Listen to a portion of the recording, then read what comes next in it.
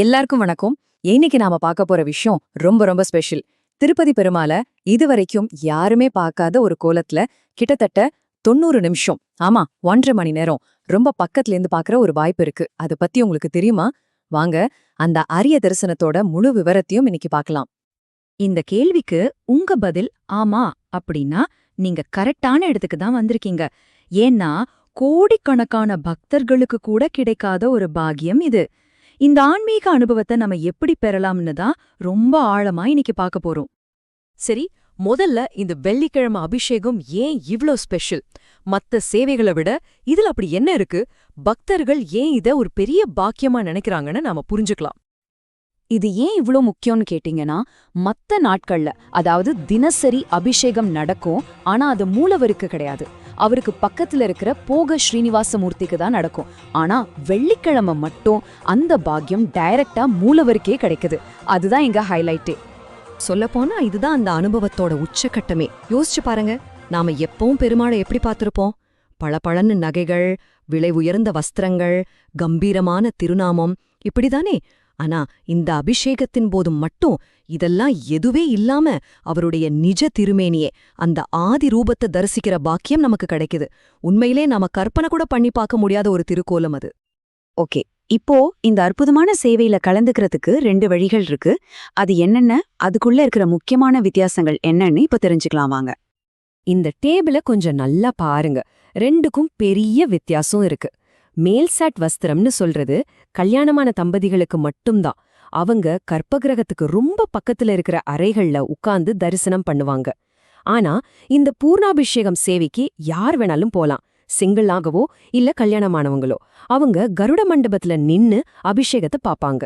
இதுதான் இதுல இருக்கிற முக்கியமான வித்தியாசம். சரி, இப்போ மேல்சாட் வஸ்திரம் சேவையோட கட்டணம் எவ்வளோன்னு பார்த்தா 12,250 ரூபாய். இது ஒரு தம்பதிக்கான ஒரே டிக்கெட். அடுத்ததா பூர்ணாபிஷேகம் சேவை.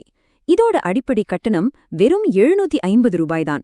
இது கூடவே நீங்க புனுக மாதிரி புனித பொருட்களை பெருமாளுக்கு கொடுக்கணும்னு நினைச்சா அதுக்கு ஒரு 300 ரூபாயோ அல்லது கஸ்தூரி மஞ்சளுக்கு ஒரு 150 ரூபாயோ தனியா கட்ட வேண்டி இருக்கும்.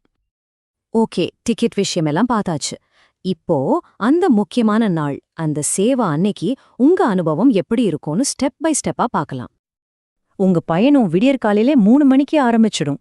வைகுண்டம் கியூ காம்ப்ளெக்ஸ் 1ல உங்க டிக்கெட் ஆதார் கார்டோட ரிப்போர்ட் பண்ணணும்.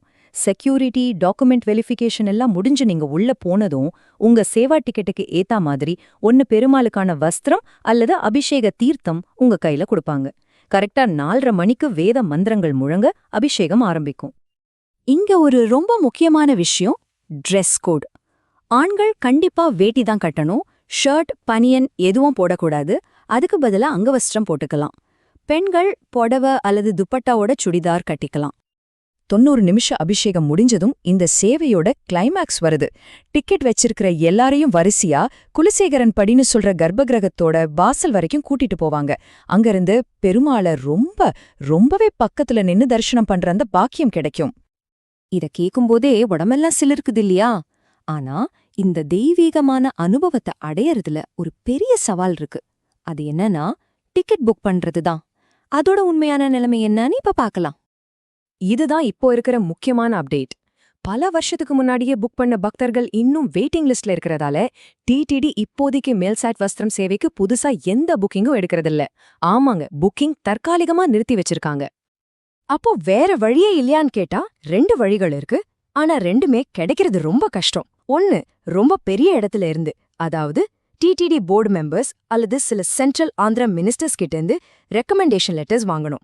இன்னொரு வழி, ஒவ்வொரு வியாழக்கிழமையும் திருமலையில சிஆர்ஓ ஆபீஸ்ல நடக்கிற ஆஃப்லைன் குழுக்கள்ல நம்ம அதிர்ஷ்டத்தை நம்பி பேர் கொடுக்கறது தான்.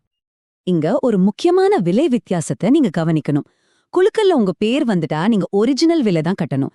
ஆனா ரெக்கமெண்டேஷன் லெட்டர் மூலமா போனா மேல்சாட் வஸ்திரத்துக்கு கிட்டத்தட்ட 50,000 ரூபாயும் பூர்ணாபிஷேகத்துக்கு 2,500 ரூபாயும் கட்ட வேண்டியிருக்கும். சரி, ஏன் இந்த டிக்கெட் இவ்ளோ கம்மியா இருக்குன்னு யோசிக்கிறீங்களா?